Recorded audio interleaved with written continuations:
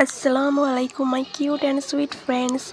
तो आज का न्यू पार्ट लेके आ चुकी हूँ, तो चलिए स्टार्ट करते हैं। पार्ट 3 में हमने देखा था विंग वांगजी को बोल रहा था मैं फ़ॉरेन चला जाऊँगा तो तुम मुझे मिस करोगे या नहीं। तभी वांगजी बोलता है नहीं करूँगा। विंग थोड़ा गुस्सा होके बोलता है पर क्यों नहीं मिस करोगे मुझे। तभी वांगजी बोलता है मैं तुम्हें जाने ही नहीं दूँगा।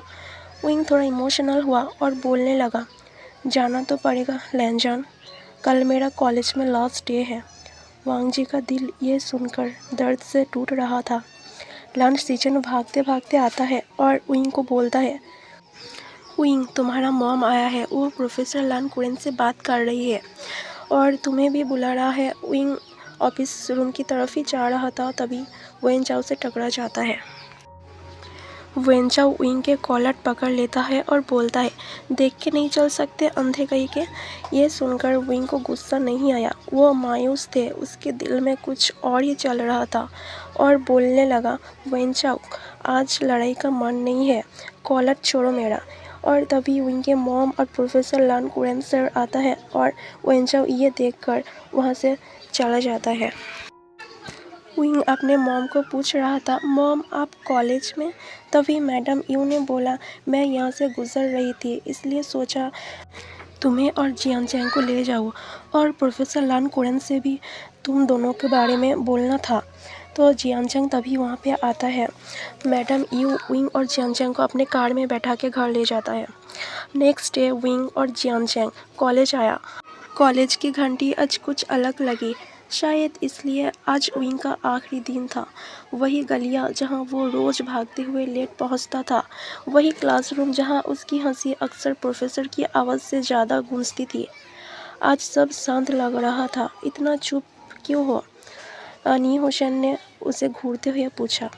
विंग मुस्कुराया, अरे मैं हमेशा ही चुप रहता हूँ। झूठ मत बोलो। नी हुसैन ने उसकी फाइल बंद की और बोलने लगा आज आखिरी दिन है। वो शब्द आखिरी, आसमान वैसे ही था लेकिन दिल भारी। क्लास में एंट्री हुई वांगजी का, उसकी नज़र सीधे विंग पर रुकी, जैसे भीड़ में वही सबसे साफ दिखता हो। विंग वांगजी को देख के बोला लांछन तुम इतना लेट क्यों? हमेशा तो मैं ही लेट आता हूँ पर आज तो तुम बहुत लेट आए हो। वांगजी ने बस कहा तुम जा रहे हो। ये सवाल नहीं था, ये सच था। टेरेस पर शाम की हवा ठंड थी, दोनों चुप खड़े थे। कल मैं यहाँ नहीं रहूँगा, विंग ने हल्की आवाज़ में कहा। शायद शहर भी बदल जाए। वांगजी की उंगलियाँ मुट्ठी में सिमट गया और बोलने लगा तुम वापस आओगे तो ना? विंग हंसा, वही हंसी जो दर्द छुपा लेती है। पता नहीं कब आऊँगा। काफ़ी देर बाद वांगजी ने कहा तुम्हारे बिना ये जगह अलग होगी। विंग पहली बार मजाक नहीं किया, बस धीरे से बोला मुझे पता नहीं। सूरज ढल रहा था, कॉलेज की आखिरी घंटी बज चुकी थी।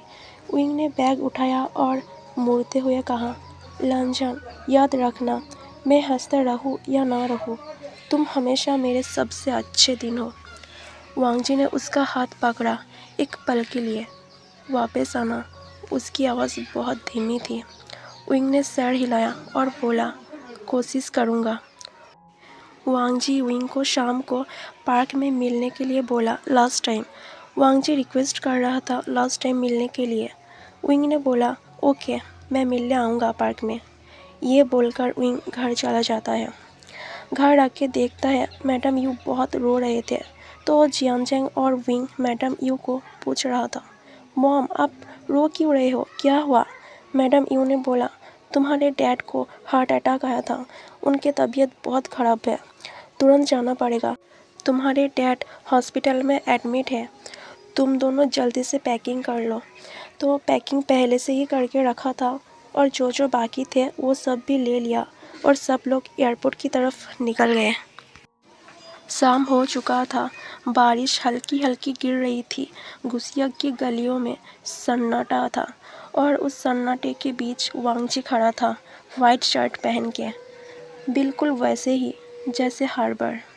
पर आज उसकी आंखों में शांति नहीं थी, सिर्फ इंतज़ार था। विंग नहीं आया। विंग बहुत लेट आता है, वांग जी ने खुद से कहा। लेकिन दिल जानता था आज की देर कुछ और थी। इस तरफ विंग अपने फैमिली के साथ एयरपोर्ट की तरफ निकल चुके थे। इधर वांग जी रात भर खड़ा था। हर कदम, हर आहट, पूरी उम्मीद गूंजती और फिर टूट जाती। सुबह हुई, लन सीचन आया वांग जी के पास और धीरे से बोलने लगा। विंग चला गया। वांग जी ने कुछ नहीं कहा, बस उंगलियां कांपी। एयरपोर्ट पर वांग जी देर से पहुंचा।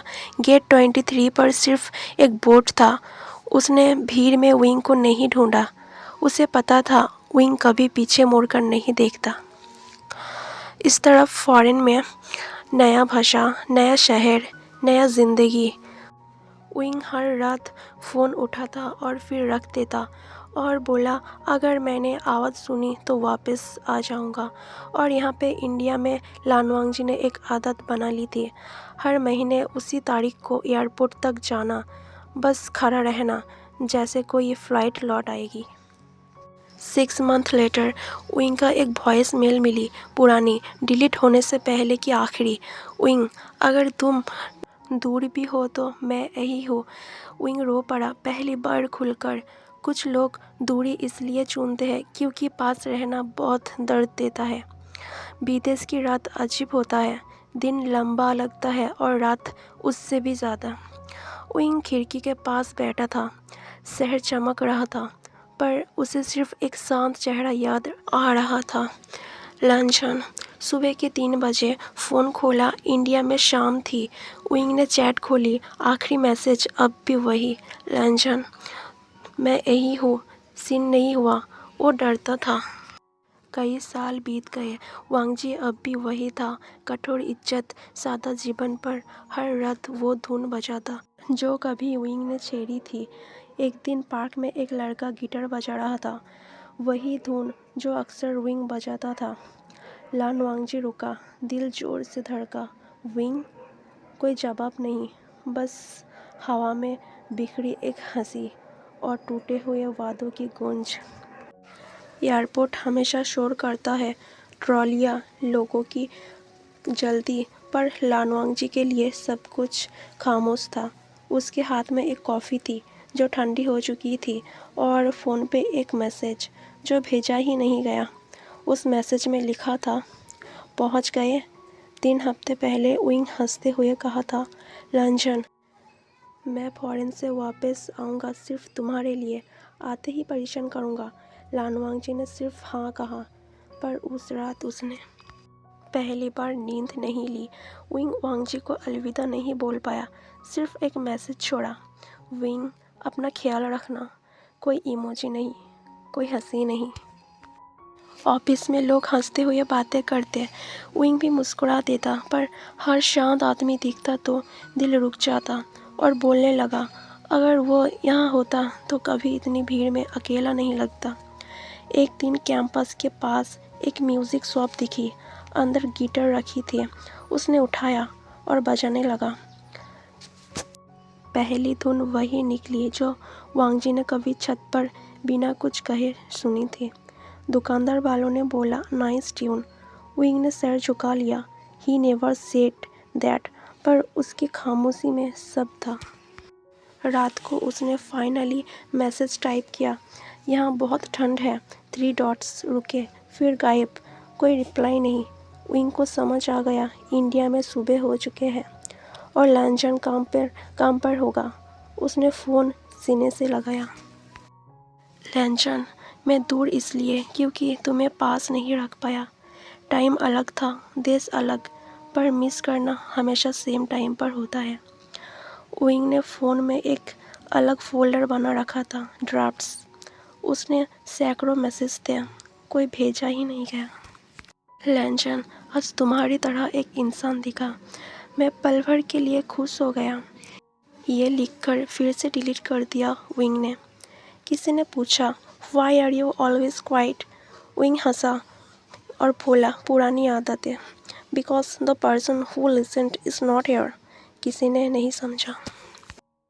रात को उसने पुराने वीडियो खोले, कॉलेज फंक्शन के, पीछे फ्रेम के कोने में लान वांगजी खड़ा था, बिल्कुल वैसे ही, ना मुस्कान ना शिकायत। विंग ने वीडियो पॉज किया। तुम हमेशा वहाँ थे और मैं हमेशा भागता रहा। इंडिया में लान वांगजी रोज़ उसी समय खिड़की के पास खड़ा रहता था। उसे नहीं पता था कि उसी पल किसी और देश में कोई उसे याद कर रहा है। एक रात विंग ने वॉइस नोट रिकॉर्ड किया। 30 सेकंड उसने सुना, फिर डिलीट कर दिया। अगर वहाँ आवाज़ पहुँचेगी तो तुम्हारे इंतज़ार और बढ़ जाएगा। कुछ लॉन्गिंग इसलिए एक तरफा रहती है क्योंकि हम आमने सामने वालों को दर्द नहीं देना चाहते। विंग ने फ़ोन बंद किया और खिड़की से बाहर देखा। बर्फ़ गिर रही थी। लंजन, अगर तुम खुश हो तो मेरा मिस करना काफ़ी है। 5 साल बाद विंग फॉरेन से लौट आया और फिर उसी शहर में खड़ा था। एयरपोर्ट बदला हुआ था, लोग बदले हुए थे, पर उसका दिल अब भी वही अटका था। घर लौटते समय हर सड़क कुछ कहती थी। पुराना कॉलेज गेट, वही चाय की दुकान। तभी विंग अपने आप को बोल रहा था, अगर मैं रुका होता तो ज़िंदगी अलग होती। उसने लान वांगजी को कॉल नहीं किया। उसे डर था कहीं आवाज़ में ही सब ना टूट जाए। तीसरे दिन वो मंदिर के पास वाले पार्क में बैठा था, वही बेंच जहाँ कभी लान वांगजी चुपचाप बैठा करता था। उसकी आंखें सिर्फ वांगजी को ही ढूंढ रहा था। विंग सोच रहा था कि वांगजी उसे भूल गया है। तो गाइस, ये वाला पार्ट यही ख़त्म होती है और ये पार्ट कैसा लगा कमेंट सेक्शन में ज़रूर बताना।